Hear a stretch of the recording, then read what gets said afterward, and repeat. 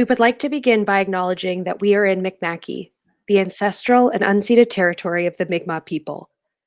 We are honored to work and serve on this land. reachAbility stands with the protesters across Canada, the United States, and across the globe, demanding an end to police brutality and racism. We acknowledge the deep and powerful challenges faced by the Black community in Nova Scotia, Canada, and beyond.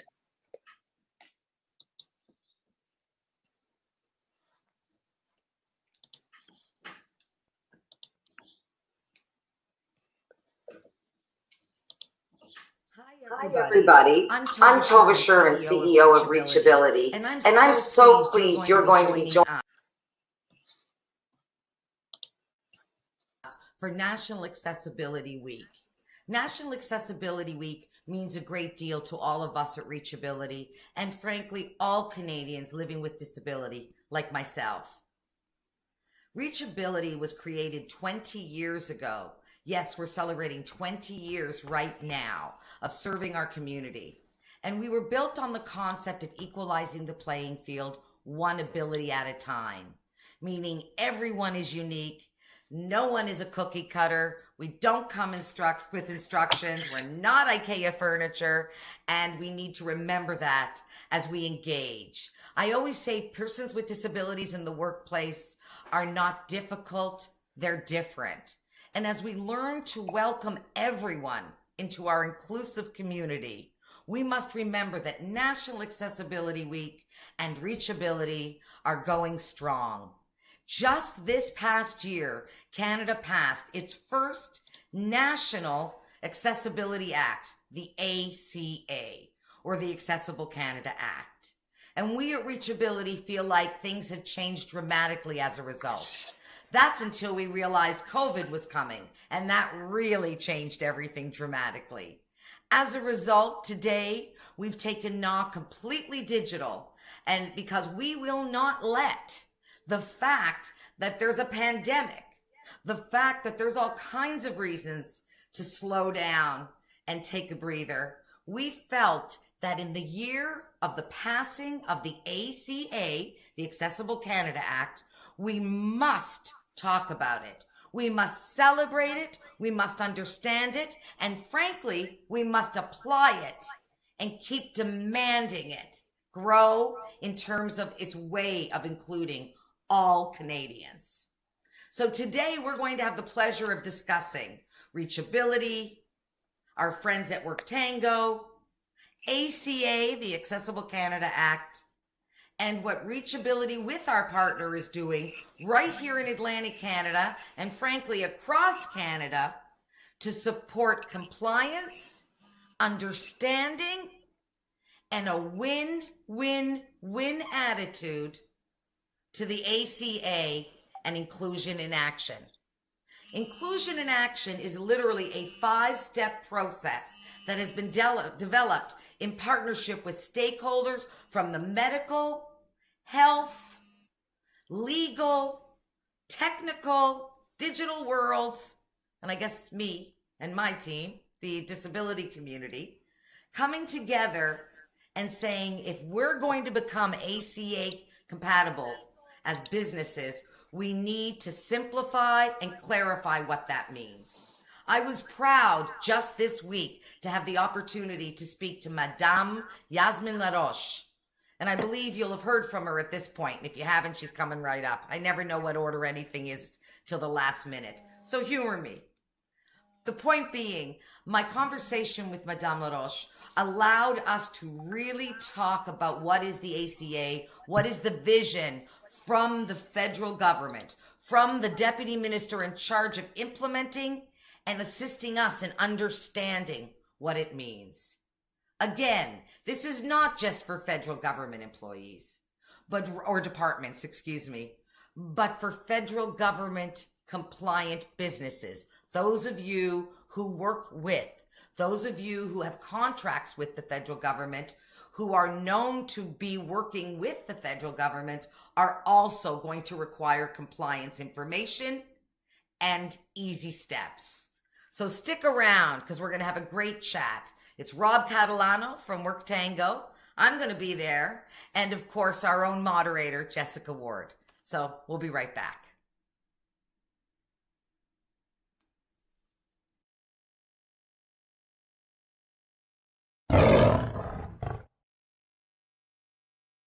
Before we even take off, I need to warm up the plane and ask you the most important question.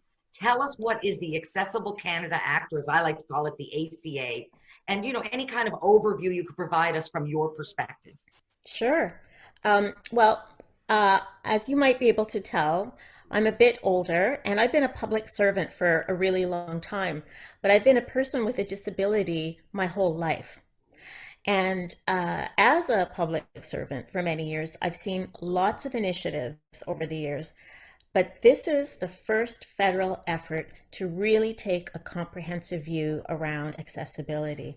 And for me, it's a huge step forward. It's about eliminating and preventing barriers to inclusion, and it puts people at the heart of the legislation. And the legislation was really kind of amazing because it was tabled on June the 18th of 2018, and it received royal assent on June the 21st of 2019. That's 1 year for a very comprehensive piece of legislation. And a lot of people watching this might not be political junkies or political science junkies, but that is unbelievably fast for a piece of legislation to That's clear. like overnight in real world terms. It It's is. like a pretty big government machine. So I totally get that. Thank you. Yeah. And I was so thrilled that I actually got to attend the ceremony, which took place in the Senate of Canada, where the legislation received royal assent. And what's really cool about this process, for those of you who haven't participated, when the Governor General is there, and royal assent literally means she does this. Somebody presents her with a physical copy of the bill, and she goes, when she's asked if it is her pleasure to pass the legislation. That is literally royal assent. Yasmin. God forbid, please. Or but what? I wonder sometimes, what if she does this sometimes? Then what do you do? Throw everyone into a tizzy. Exactly. But so that's the actual coming into effect, or the royal assent. But specifically the act, what's so interesting about it is that it actually gives the Government of Canada the authority to create new accessibility standards and regulations that apply to all of the sectors under federal jurisdiction. So that means companies in banking, broadcasting, telecommunications, transportation industries like air and rail, and of course the Government of Canada itself. Because as we know, and we're learning this right now through COVID, we are a federal system, and different parts of that system have different areas of jurisdiction. So this legislation applies to those areas where the federal government has jurisdiction. And what it does is it will require organizations in those areas of federal jurisdiction to identify, to remove, and to prevent barriers to accessibility in 7 key areas. So the first is the built environment. That means buildings and public spaces. The second is employment. The third is information and communication technology. It's like what we're using right now to do this interview. The fourth one, and this is really interesting, it's the broader definition of communications. And we've really seen through COVID-19 the criticality of clear communications, also the importance of ALS and LSQ, sign language, especially when we're trying to communicate information during a crisis. The fifth element is procurement, which is essentially how we buy things and making sure that the things that we buy have accessibility baked into them. The sixth is the design and delivery of programs and services, because most of those areas under federal jurisdiction are in the business of providing programs and services to Canadians. So you want to make sure that they're going to be accessible. And finally, transportation. And so that's kind of a brief overview of the legislation. And I am very excited by it because it's comprehensive. And I am so excited to see what progress we're going to be making as a result. So thanks for the question. No, I'm really, I heard three key things right at the beginning, but and that was to ID, to prevent, and to remove. And I guess as a macro kind of approach to that, what we're looking at is taking the stigma and IDing where it is, in a sense, preventing it from occurring and removing it so that we can equalize the playing field one ability at a time, as I like to say. So we're really grateful for that opportunity, and the clarity of that message, I think, is really there. So thank you for that. So let me ask you this. I mean, it may sound a little obvious, but for people with disabilities who maybe aren't necessarily, like you said, political junkies or into the legislation, and you know, they've heard you overview 7 things and they're like, wow, it sounds good. But what does it mean for those folks just you know, at home right now, living with disabilities, facing some of these, you know, challenges that we all know, you yourself as a person who self-identifies, and I myself as well. And I wanted to ask you clearly, what should they know? What should it mean for them on a maybe a more micro level? Well, I'm going to start actually at a bit of a macro level and then go down to micro. Because I think what I mentioned in the first question, at the heart of this piece of legislation is the principle of nothing without us. So people with disabilities are at the heart of the legislation. It's not something that's being done to people with disabilities or for people with disabilities. The Act requires every organization that's going to be governed by the Act to develop something called a multi-year accessibility plan. So back to those 3 points about barriers. And so they're going to have to say, what are we doing to identify, remove, and prevent barriers in these 7 areas? Well, that sounds great. That's wonderful. But the legislation doesn't stop there. It doesn't just tell organizations this is what you have to do. The legislation says, and you also have to report on how you engaged and involved people with disabilities in developing these plans. And what's the feedback mechanism that you've developed so that people can give you regular feedback in terms of how you're going to do this? And for me, that's a game changer because, again, it puts people with disabilities at the heart. We are being asked to contribute to these plans. The second is those regulations that I mentioned. So one of the things that the Act did, it created a new body called Accessible Standards Canada. And that organization is going to actually create the standards and regulations in most of the 7 areas covered by the legislation. So for the first time, there will be clear federal standards in key areas that matter to those of us Canadians with disabilities. And the agency was one of the first things that was set up once the legislation was put into effect. And I can tell you, I've met with them and they are amazing. They're kind of like you, Tova, really committed, passionate, dedicated.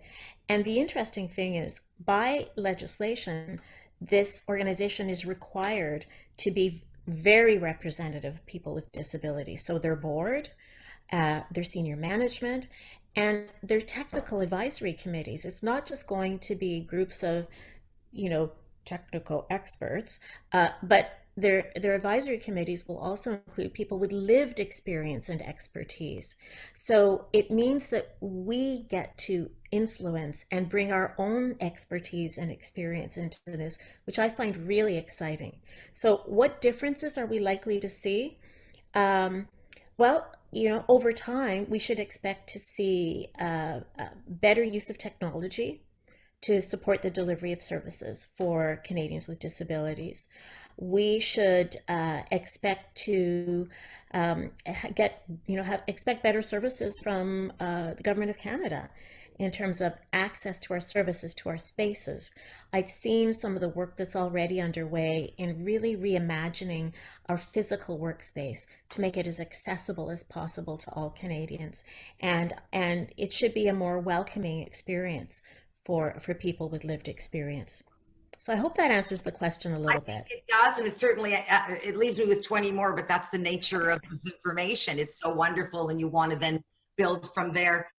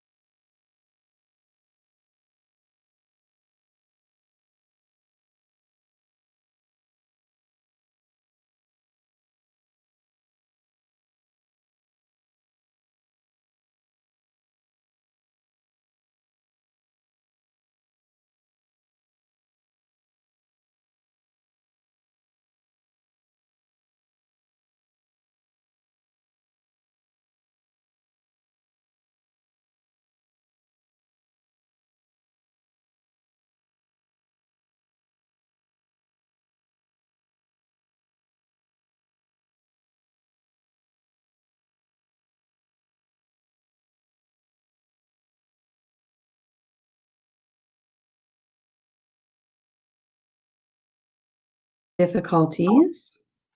I'm back. Can anyone hear or see me? This is Tova Sherman from reachAbility. Thank you, Kathy. I appreciate that because we're ready to rock and roll. This is the Accessible Canada Act. And again, my apologies. I'm someone from the generation of even before the internet. Yes, there's some of us left, and I appreciate your patience. Hopefully you got a fresh cup of coffee. I did. And we're going to have a chat about the ACA. So let's get right back to where we were. I was so pleased, as I mentioned, to hear from Madame LaRoche about the ACA, but what does it mean to you? I think that's a pretty important question. First of all, the federal government did in fact, the federal government passed a National Accessibility Act, and that was really done and introduced in 2017 and 18, a relatively fast time in comparison to many government acts. More importantly is, though, who does it speak to? Well, first of all, I want to say that it speaks to all Canadians because after all of us will have had, has, or will have a disability. So to me, it really does speak to everyone. But that said, if we want to discuss specifically the compliance, well, that would be Parliament, Government of Canada, all federally regulated private sector businesses. Now that includes organizations in transportation, broadcasting, telecommunications, banking, financial sector, and of course also all Canadian forces and RCMP. So we know that right out the gate, it's relating to a lot of people. And I can promise you this, that's phase 1 and 2. There are more phases coming where it's going to be across the country and everyone who has a business will want to know about the ACA and how to be compliant. So my messaging is always, there's never too soon to get started. I also wanted to just share with you that we do believe what Madame LaRoche said, which is that nothing about us without us. But what it really means is that the partnership of deciding what this act is and is not, what we will discuss and not discuss, was done with people with disabilities in mind, those stakeholders who spend their lives committing. I always joke a lot about waitresses when I used to be a waiter, and they would build a restaurant, but no one would ever ask the waiter where they should put the serving station. And then a waiter might come in and go, why is it way over there and the kitchen's way over here? Well, that's a good example of including the right people in the conversation. And what I like about the ACA is that it in fact has been able to do that by starting from the beginning with a simple concept of nothing for us without us. Again, you heard Madame LaRoche mention briefly the Accessibility Standards Organization. What's so great about that is this. Look, you can engage, you can involve, and you can contribute, and there's actually a guide to show us how.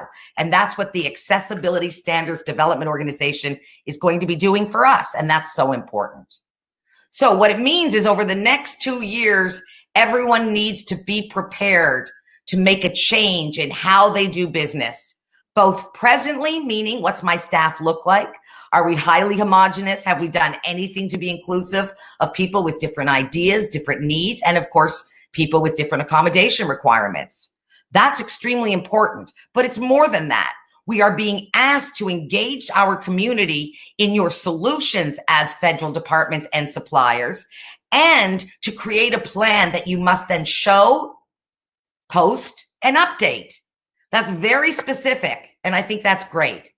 Also, what's very clear is the vision, that by us, for us, not without us.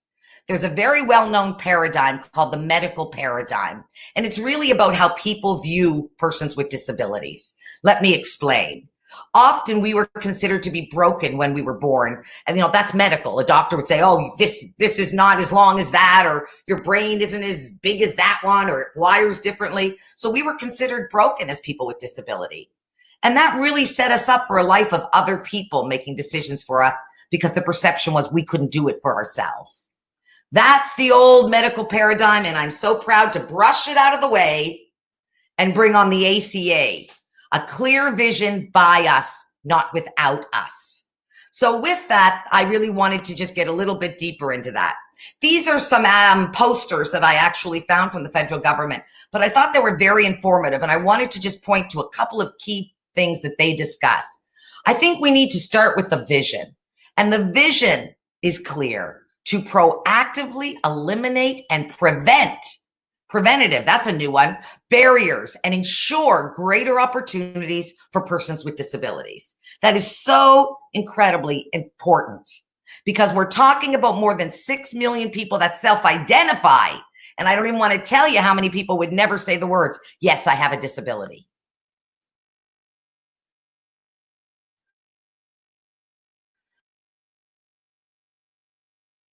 So let's be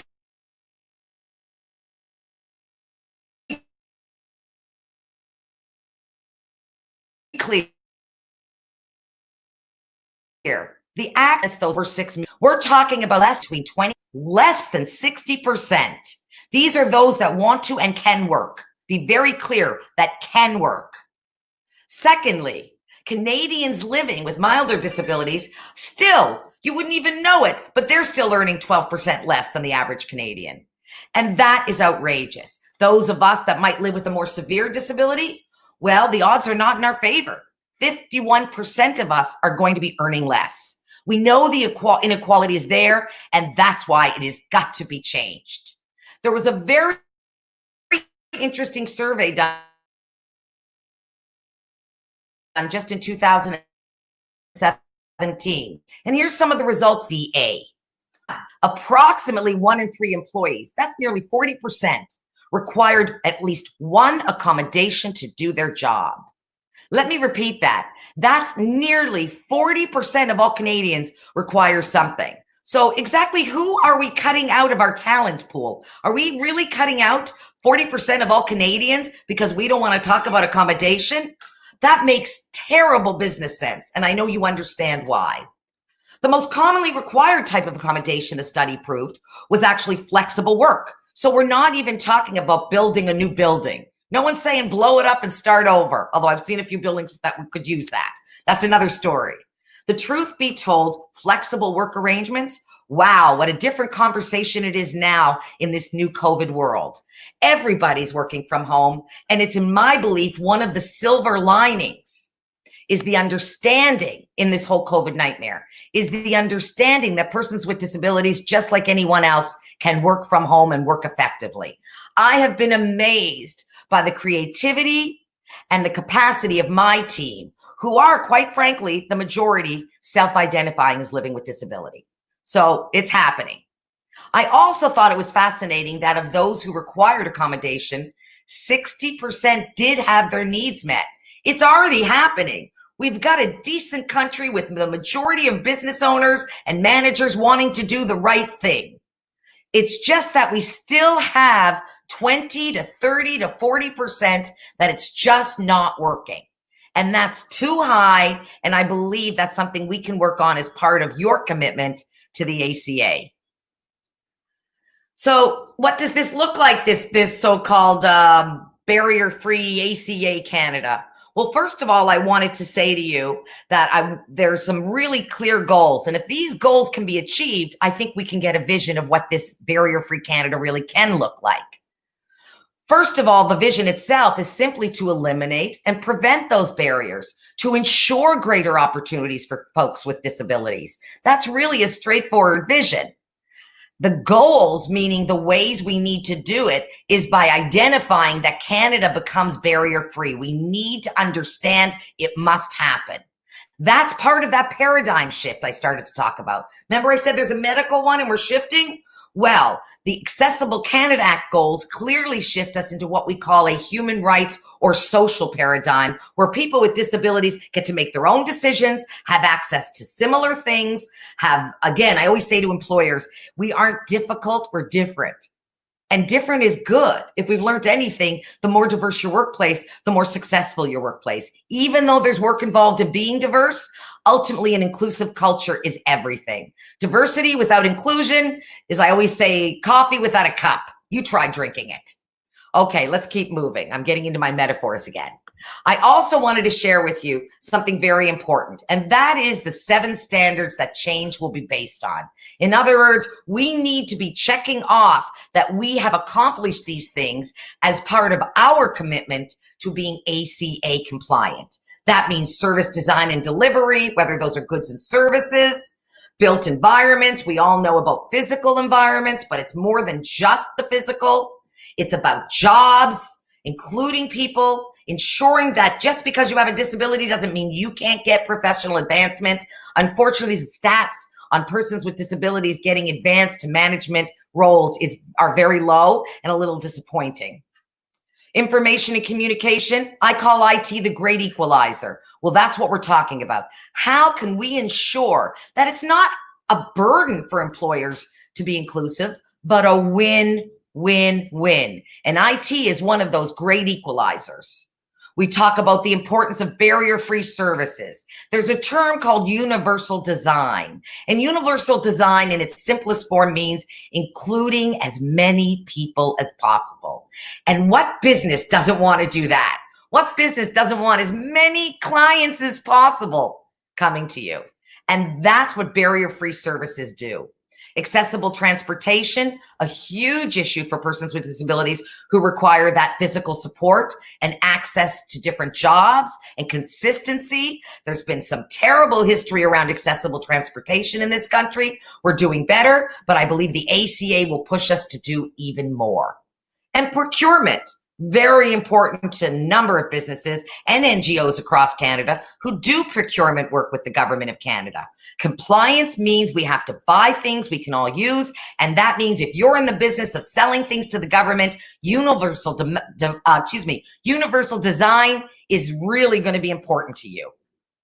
So let's look at a quick timeline. First of all, over the next 2 years, it has been stated that all federally regulated spaces must develop that, what I call inclusivity action plan, or as I like to call it, IIA, inclusion in action, which is our 5-point plan we'll be discussing later. I want to remind you all that after this presentation, we're going to be inviting WorkTango, Rob Catalano, to tell you a little bit about what he's doing in support of the ACA work that he and I do together, and further, how the 5 steps of inclusion in action can work for you. We've got a moderator joining us, Jess Ward. Excuse me, Jess. I know your name is Jess.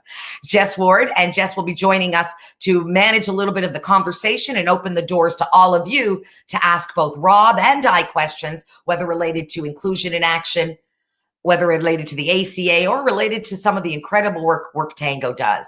So we'll be getting to that right after this. So please hang on, because we're going to have a great conversation afterward. I also wanted to say that we need to talk about that inclusivity plan, because you don't just do it, throw it on the internet and go home for 20 years. It has to be updated, and that is part of the act, and I love that. It's saying you don't just check a box and go home. It's not that simple, and we're glad, because we don't think it would work if it was that simple. Continuing along, let's see what else. Well, we want to talk about those benchmarks. So how do we measure success? Well, I'll tell you how we measure it. We measure it by allowing the Government of Canada to work with all of us in the community to support how we develop those regulations, how we create those reporting strategies, because we do need to have a form of compliance that we can measure. Also, the federally regulated entities will assess what the barriers exist, and they have committed to create an action plan, to regularly submit progress reports, and to have reviews conducted. That's the 3 steps that will make you compliant, and that is how they are measuring success. Enforcement, well, I'm sorry, I've said it before and I'll say it again. Without teeth, some laws just don't take. We're very busy people. But enforcing the ACA is a real thing, because organizations and entities who are successful are going to be able to reap the rewards of recognition for their achievements and incentives to continue their progress. And we're going to be talking a lot about some of the incentives available for those of you who want to become inclusive in our Accessible Tourist presentation tomorrow, which is talking about grants available across this country for businesses who want to be more inclusive of persons with disabilities. And although tomorrow is focused on and to the tourism and hospitality industry, by no means does it not relate to everybody. Hey, here's one of the other ways they're going to enforce. There are going to be fines, there's going to be regulatory standards, and they're looking at something in the range of $250,000. So it's real. What I wanted to tell you is we get it. We want you to be compliant, and we want to make it simple, not because it's not important, but because we've been doing it so long. We don't need you to reinvent the wheel. With over 20 years of award-winning facilitation in the area of inclusion for persons with disabilities across this country, myself and my team are committed to supporting you to grow your talent pool. You need to. Expanding your client base. Unless you are so rich you're spending all your time in a sunny place and don't need this, in which case I doubt you're watching. 3, you want to expand your client base. We all do. Our talent pool, and remain compliant.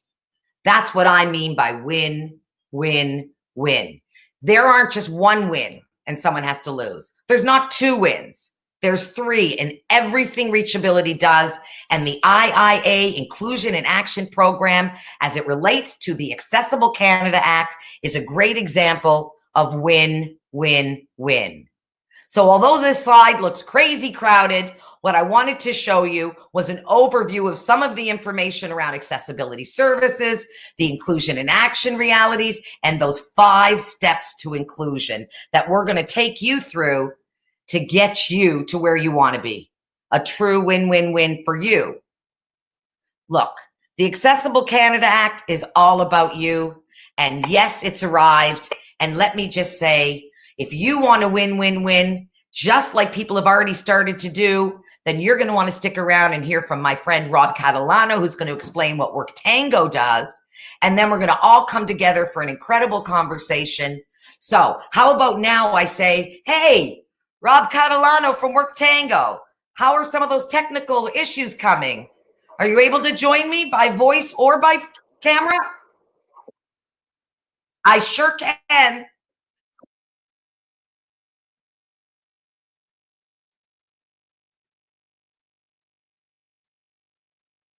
This is the real world we're in. We adjust, we roll, and I know everyone watching understands that technical things are out of control, but what's really fantastic is the information we're providing, and that's what matters. Rob, you have a PowerPoint. Are we going to be able to see that? Maybe you could take us through it.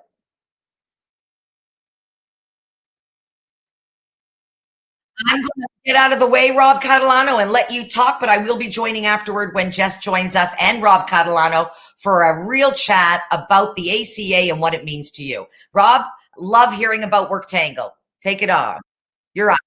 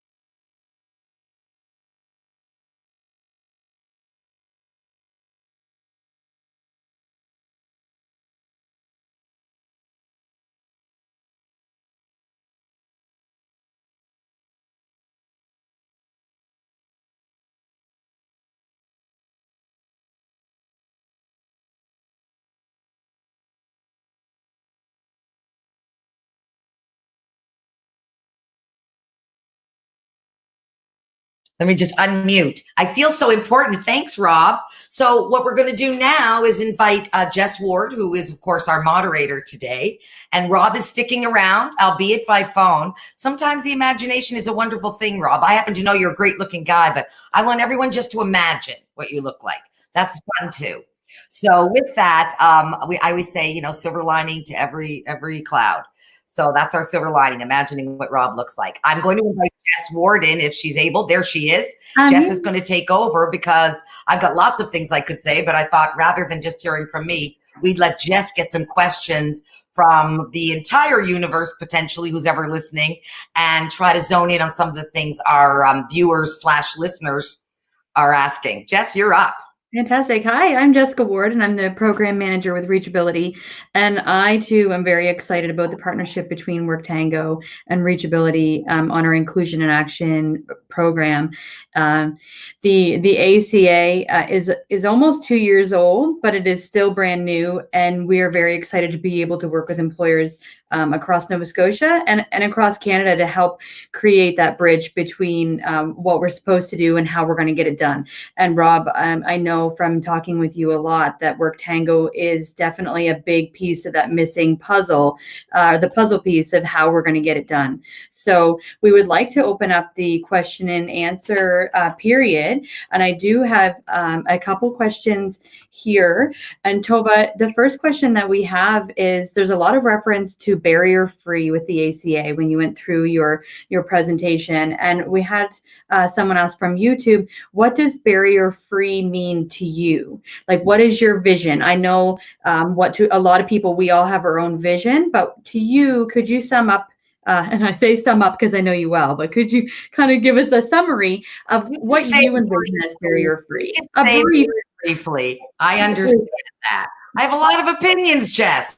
Anyway, to briefly respond, I think first and foremost, from the perspective of the Act, I just want to separate my opinions from the Act. From the perspective of the Act, I think the accessibility standards group that's really coming together to break down meaning and get it to that minutia rather than that macro, that micro place, they will be defining barrier-free in a very technical way. You've got to remember a couple of things that I think are really relevant to what you're asking, which is one, there's been a lot of acts out there already. The Americans with Disabilities Act, which is 35 years old, not a perfect document, but you can be sure that the Canadian government looked at that. A number of provincial acts that have lent well to looking at a national act. I'm completely convinced it's not a fluke. Accessibility standards align very well with Nova Scotia's act. So I do want to say that a lot of work has been done already by others getting to the point of what these things mean. For me personally, barrier-free is really best understood by the term universal design. As many people as possible can use it. If it's a stairwell and you can't tear the building down to put in an elevator, what about a lift? Or moving the courts downstairs. You know, I always think of the old courthouse as a good example of that. But, you know, if it's a bathroom, everyone needs to get in it. I mean, there's been human rights complaints recently in this past year around that. And so it's really important. Barrier-free means we all get to take advantage of the services, whether we do it different. There is nothing special. This is huge for me. I know you asked brief and I'm blowing it. Okay, there's nothing special about accommodation. It's only about equalizing the playing field. And when people start using the term special in front of accommodation, it tells me they haven't had the information given to them what barrier-free not only means, but why it's so important. It is a human right. I hear you. It's equal access for everybody. And we always talk about you can't have diversity without inclusion and vice versa. So I hear you in saying that barrier-free means that everybody would have equal access. And I'm really excited, just to give a little plug, I'm really excited for this afternoon and tomorrow afternoon's panels that we're having about post-secondary, because I think they're really going to be challenged with how much work there is still to do. But I think it's going to give them a big pep in their step of getting ahead of the game and becoming barrier-free, because I think post-secondary is going to be seeing that very soon. Rob, I don't want to test our chances and see if we can get your audio back working again. I was so excited to actually see my face pop up on the screen, and that was a first, believe me. But we have a question for you, and it's around confidentiality. And so when you were talking about the services and the proprietary surveys that WorkTango and reachAbility are going to be able to provide moving towards that action plan development and ACA compliance, I know we're going to be collecting a lot of data. And so we have a question about, whether or not the data that we're going to be collecting is confidential, and if you could give a little bit of insight about that.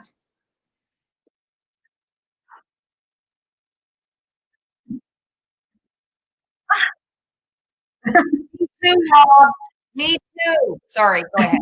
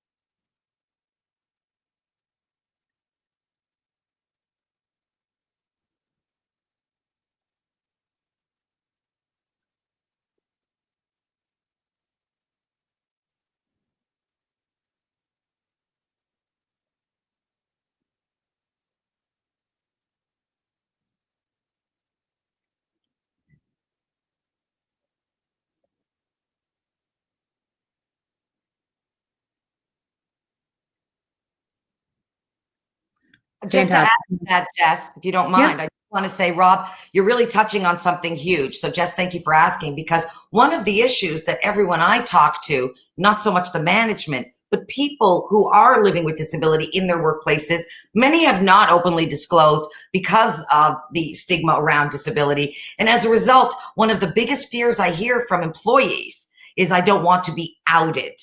So hearing Rob have the system in place where not only anonymity is so important and respected, but the idea that you can have a conversation and that person continues to have the anonymity, but still be able to express specific issues on a very micro level, to me, is incredible, and maybe one of those things that makes Rob and his team so unique, and why we wanted to be partnering with them as we investigate how to ensure people can become compliant without, frankly, breaking the bank or the methods. Yeah, I agree. And again, we learned that yesterday when we had the presentation with Shelley from HR on the Go, that disclosure is something that's really important, but it's something that a lot of employees are fearful of and are worried about. So again, I love the different levels of things that we're going to be able to do and to provide employers when it comes to those surveys. I have another question here, but I just want to mention that if anybody who's watching on the conference would like to put in the chat or in the Q&A any questions that you have around the ACA, around inclusion in action, or even anything else that we're kind of going off topic and chatting about, I promise you, you have two experts here who have lots of information to share, and get it while it's hot. I did want to ask, though, Rob, I have another question for you. Like you've said, you've been doing this for a while, and that you've shared some different examples around work that you've done. But are we reusing questions, or like, can you explain? I know the answer, but I think some people would like to know where are these questions coming from?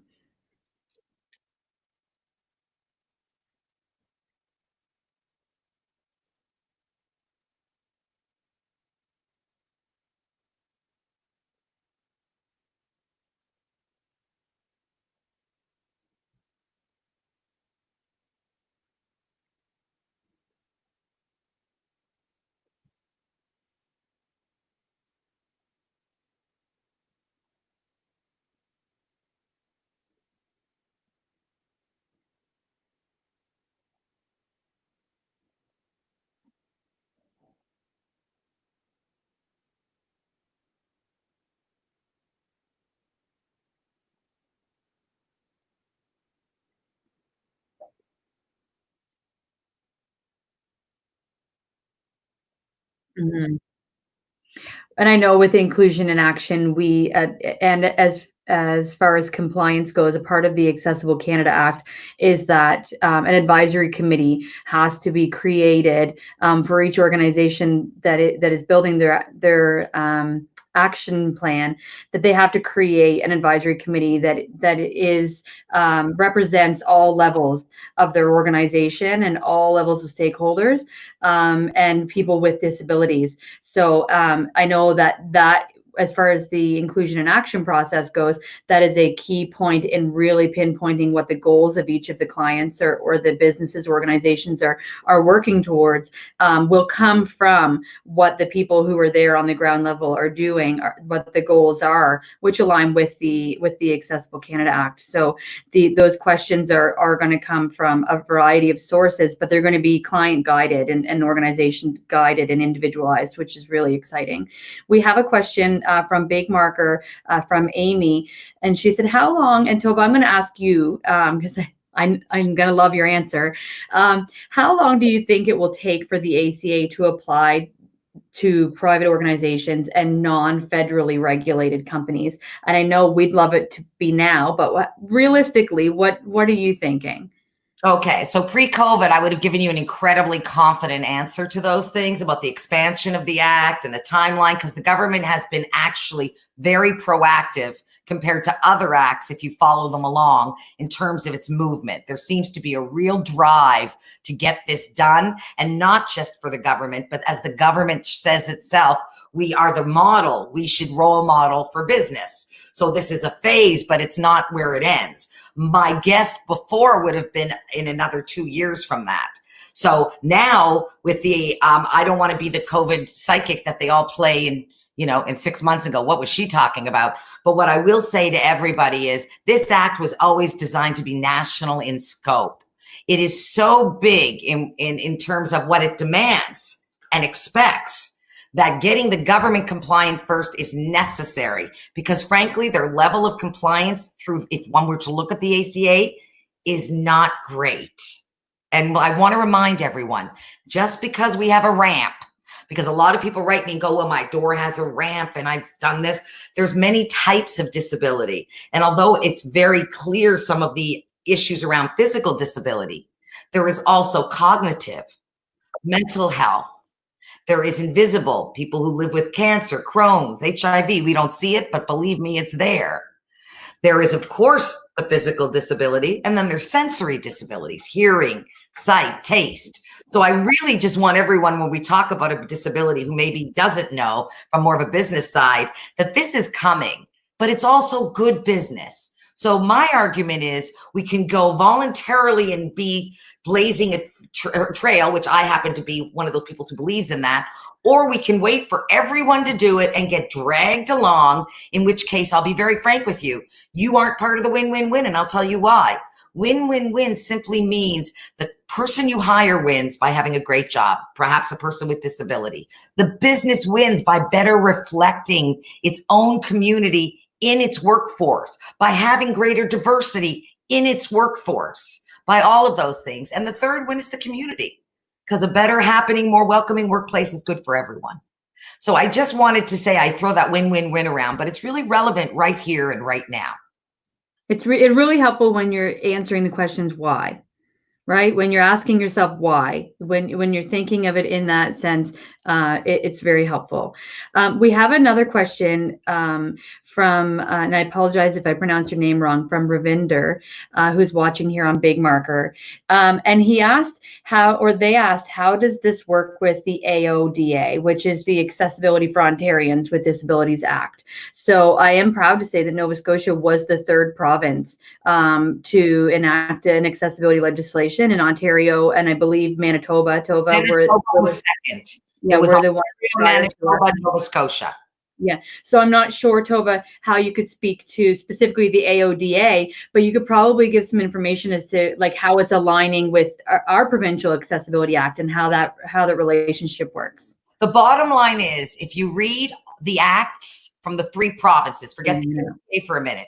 If you read the acts from the three provinces, it again is not a fluke that they are very well aligned. The Nova Scotia, for instance, Accessibility Act has 6 standards. The ACA has 7, but they've actually rounded them down now to 5. So you know what I mean? There's that kind of stuff, but everybody essentially is aligning. And I would be absolutely shocked, and I'm saying it, this one you can quote, if our Accessibility Acts provincially didn't beautifully align with the final document, because no one is trying to confuse the market. We're trying to clarify. And I know, I was just speaking to my good friend Jerry Post, who really brought the Accessibility Act in Nova Scotia to the forefront. And he's been running that Accessibility Directorate for a few years. In fact, he just retired. And we were speaking of this exact issue, the issue of, I'm sorry, Jess, it's the ADHD going again. Where was I? Welcome. We're talking about how the ACA and the provincial legislation align. Forgive me. And Jerry was the one who said, we're learning from the best practices of others. We're not throwing it out and starting over. Like really, just like my good friend just said it here, Rob, we don't want to reinvent the wheel. We want to use best practice. And in my case and Rob's, we like next practice, which is even farther along than best practice because we can't ever settle. I hope that helps. They're going to align. In other words, don't worry about that too much. I think that's my short answer. Wow, there is a short answer. They do very much align, and I think that that's the only way that we can make something that's very uniform. If we want to compare to something that's that's relevant, a relevant comparison, we could look at the way that the provinces and the federal government have aligned when it comes to the pandemic. We all kind of have our own separate specific guidelines with an overall umbrella, as you like to call it, Tova, an umbrella kind of overall guidelines. So we are allowed to kind of define our own provincial things. So we have another question about a few different ones about the education standards. And I know that post-secondary education environment is already, and again, a plug for our panels this afternoon and tomorrow afternoon, but we have had that conversation because we recognize, and the institutions recognize, that there are some accessibility issues happening, woven all in through the threads of all post-secondary environments. Now, when it comes to the ACA, Tova, can you kind of offer a little bit of information around how that reflects on what post-secondary have to do? There is a specific question that asks, are they required to set our inclusivity action plans? But I think more importantly, we need to answer that too, actually. I can address that as well. The bottom line is, if you are a federally funded post-secondary, for instance, institution. In fact, right now, we are working with a post-secondary institution developing their compliance to the ACA. In fact, Inclusion in Action, our program, which we've been talking about all morning, the 5 steps, is presently in the progress of being done for one of our post-secondaries. So we've been very hands-on in actually not just talking about it, but doing it. So I wanted to share that as well, because we're also learning. There is a little bit of a time lag between the information that's clearly coming out of the standards group, which was slowed down by COVID, and the exact, to the letter micro stuff. But what I can tell you without a doubt is in the Nova Scotia is a great example, because we have both a provincial Accessibility Act being developed and a national one. So they're kind of concurrent. That's gutsy, folks, because we are trying to work with each other, yet they're running concurrently in terms of their discussion. But I also know they're consulting. Very smart. So in terms of understanding how it's going to affect schools, here's what I can tell you. I've had a number of conversations here in Nova Scotia, including with our own Department of Education and Department of Justice, who oversees the Accessibility Act in Nova Scotia. And I've made it very clear I have a concern. And my concern is that when we talk about accessibility in education, we must be clear that we're talking about accessibility for all, not just necessarily those, and this is very important, who have a physical disability. My good friend out west, Rick Hansen, a true hero, runs an incredible program around physical inclusion. And I love what he does and how he talks to people, and his program is golden. But I always make sure that I include the fact that even when we remove all the architectural barriers in the world, if we are not working on the attitudinal ones through a combination of what I call education and osmosis, meaning learning to work with people with disability, removing the myths by realizing, who cares? I don't care if you have a disability. You're doing your job. I'm doing mine. It shouldn't even be an issue, because there's nothing special about inclusion or equalizing the playing field. So the idea is that in post-secondaries, everyone has to be welcomed. And although we've done a great job initially creating spaces that are physically accessible, there's a lot more work to be done. And that's some of the work we're doing right now with our work with some of the post-secondary institutions right here in Nova Scotia.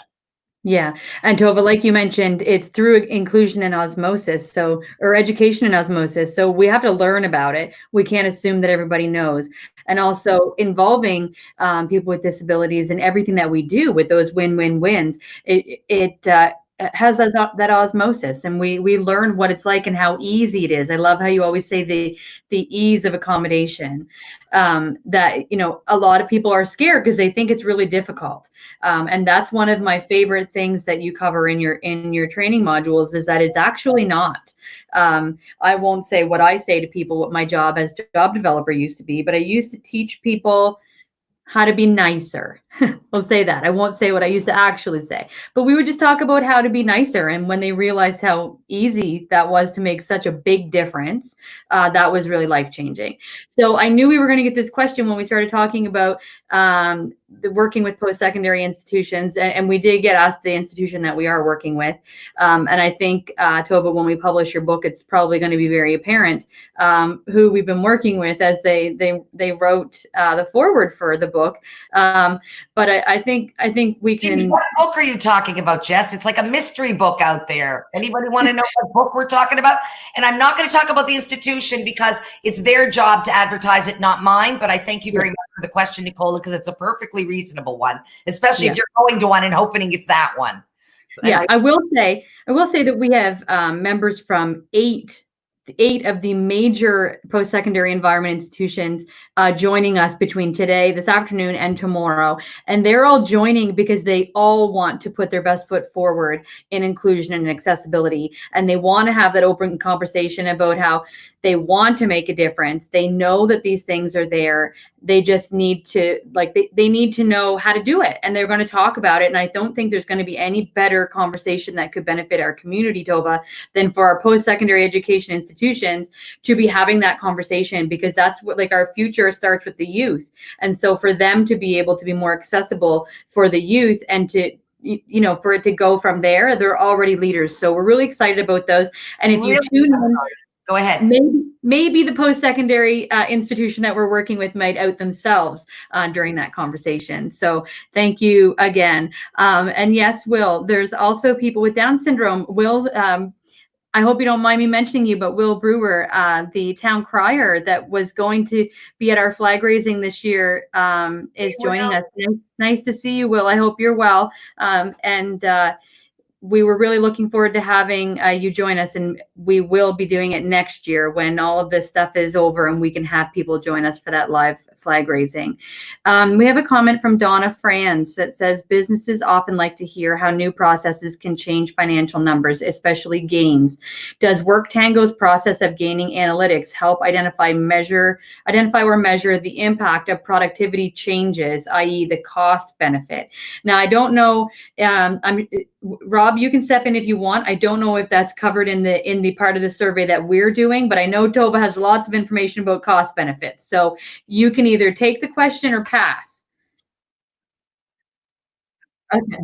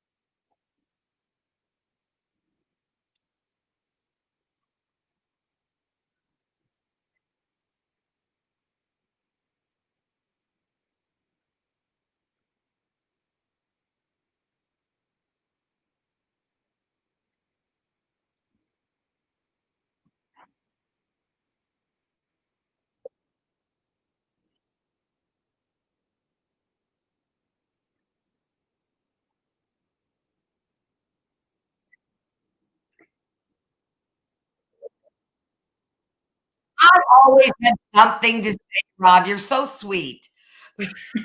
All I wanted to say, and it's not nearly as technical as whatever Rob Catalano just said, but what I wanted to say is the financial benefit from the perspective of what I tell employers, which is true, by the way, not just what I tell them.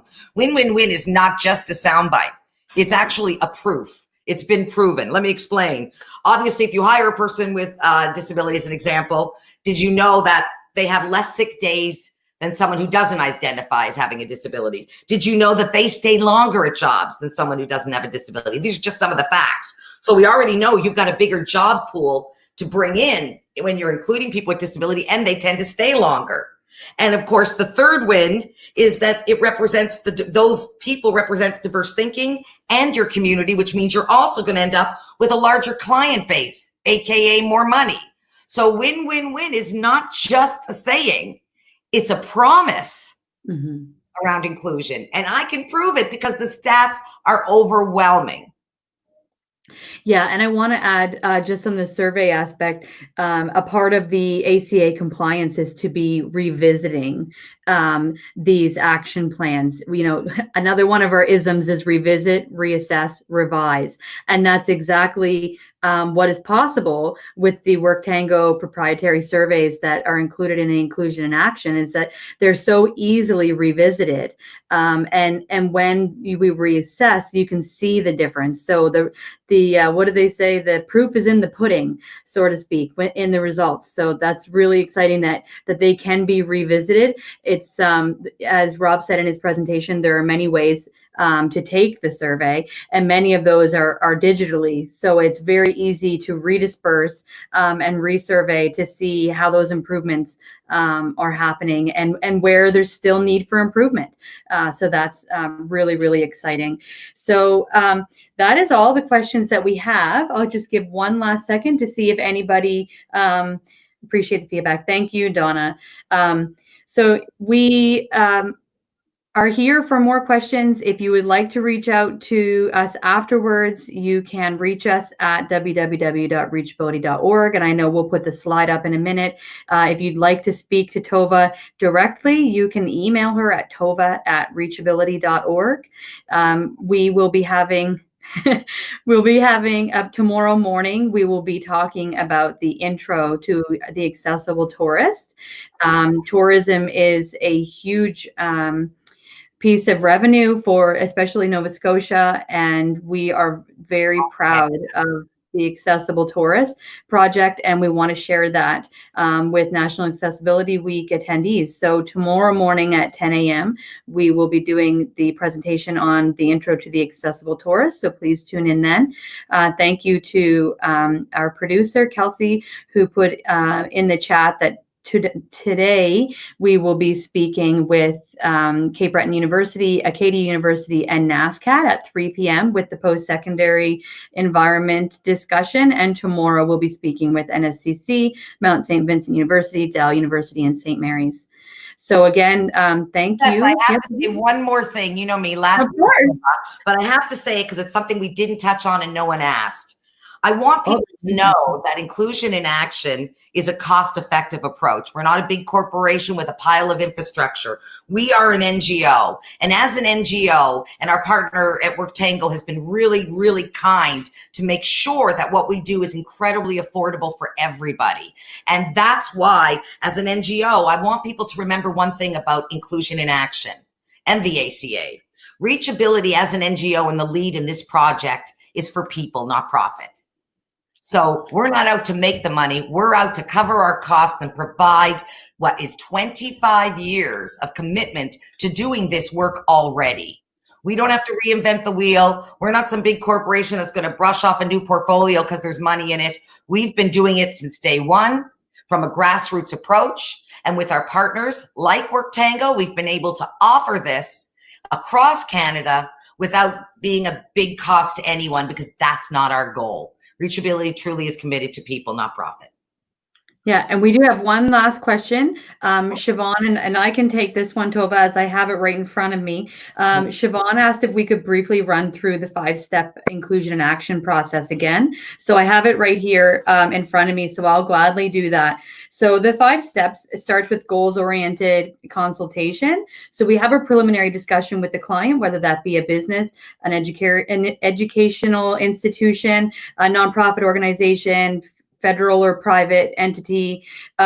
We have a preliminary discussion and we engage the key stakeholders within that organization.